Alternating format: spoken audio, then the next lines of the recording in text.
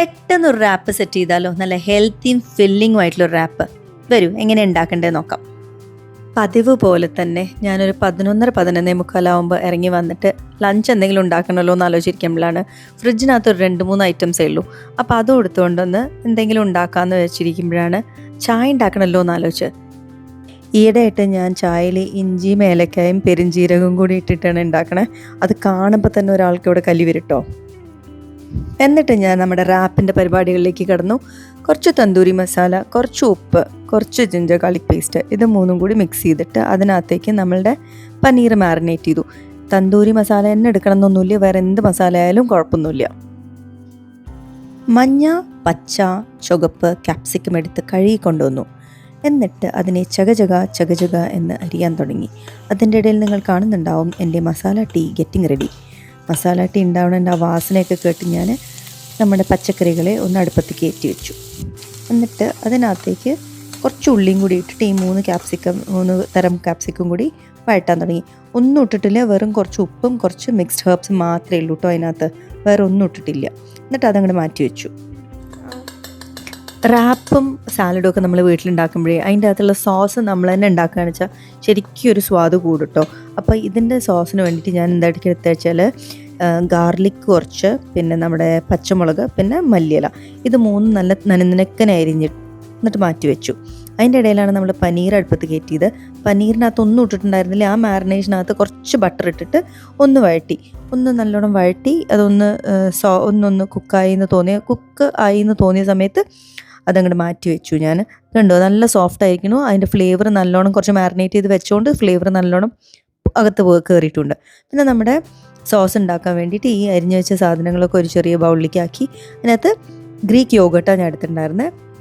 Greek yoghurt അതിനകത്ത് ഒഴിച്ചു. എന്നിട്ട് നല്ലോണം കുറച്ച് ഉപ്പ് ഇട്ടിട്ട് നല്ലോണം മിക്സ് ചെയ്തു. വേറെ ഒന്നുമില്ല, വേണമെങ്കിൽ കുറച്ച് ഒലിവ് ഓയിൽ ഒഴിക്കാം കേട്ടോ. ഞാനതൊന്നും ചെയ്തിട്ടുണ്ടായിരുന്നില്ല.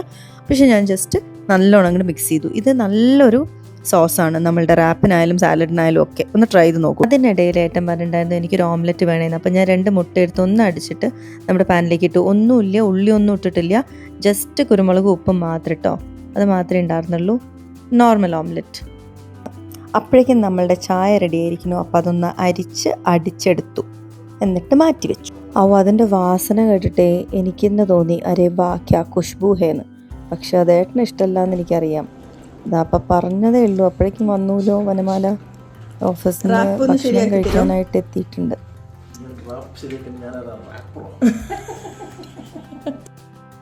ഒരു പണി ചെയ്തു തരാൻ പറഞ്ഞിട്ടുണ്ടെങ്കിൽ അത് ശരിക്കും ചെയ്തോളും, കംപ്ലൈൻ്റ് ഒന്നും വരുത്താറില്ല.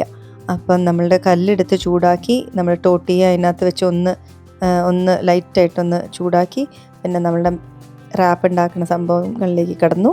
2 റാപ്പും സിൽവർ ഫോയിലിൻ്റെ മുകളിൽ വെച്ചിട്ട് അതിൻ്റെ ഉള്ളിലേക്കുള്ള ഫില്ലിങ് നിറയ്ക്കാനുള്ള ശ്രമത്തിലായിരുന്നു.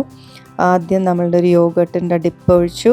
അത് കഴിഞ്ഞിട്ട് നമ്മളുടെ ക്യാപ്സിക്കം വെജിറ്റബിൾ മിക്സ് വെച്ചു. അത് കഴിഞ്ഞിട്ട് നമ്മളുടെ പനീർ വെച്ചു.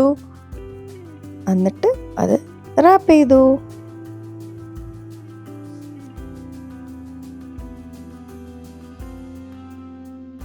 രണ്ടാമത്തെ റാപ്പിൻ്റെ പരിപാടികൾ തുടങ്ങി. ടോട്ടിയുടെ മുകളിൽ നമ്മുടെ യോഗട്ട് സോസ് ഒഴിച്ചു. അതിൻ്റെ മുകളിൽ ഓംലെറ്റ് വെച്ചു. എന്നിട്ട് ഒരു ലെയറും കൂടിയിട്ട് സോസ് വെച്ചു. അത് കഴിഞ്ഞിട്ട് നമ്മുടെ വെജിറ്റബിൾസ് ഇട്ടു. അത് കഴിഞ്ഞിട്ട് നമ്മുടെ പനീർ ഉണ്ടായിരുന്നതും കൂടി വെച്ച് അതിനെല്ലാം കൂടിയിട്ട് കെട്ടിപ്പൂട്ടാൻ തുടങ്ങി.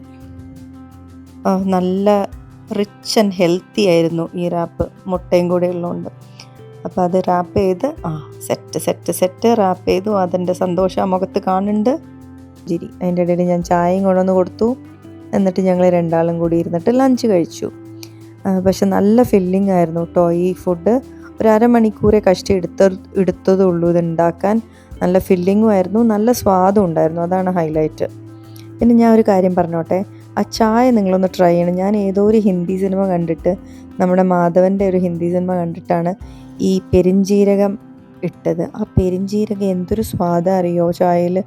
എന്തായാലും ഒന്ന് ട്രൈ ചെയ്യണം. ഞാൻ മസാല ടീ ഉണ്ടാക്കുമ്പം ഒരിക്കലും പെരിഞ്ജീരകം ഇടാറില്ല, പക്ഷെ ഇപ്രാവശ്യം ഇട്ടു. സൂപ്പറാണ്. ഉണ്ടാക്കി നോക്കുകയല്ലേ. ഇങ്ങനെ നിങ്ങളുടെ അടുത്തും കുറച്ച് ഇൻഗ്രീഡിയൻസ് കൊണ്ട് പെട്ടെന്ന് ഉണ്ടാക്കിയിട്ട് സ്വാദ് വന്നിട്ടുള്ള വല്ല റെസിപ്പീസോ ടിപ്സോ ഒക്കെ ഉണ്ടെങ്കിൽ ഞങ്ങൾക്കും പറഞ്ഞു തരൂ കേട്ടോ.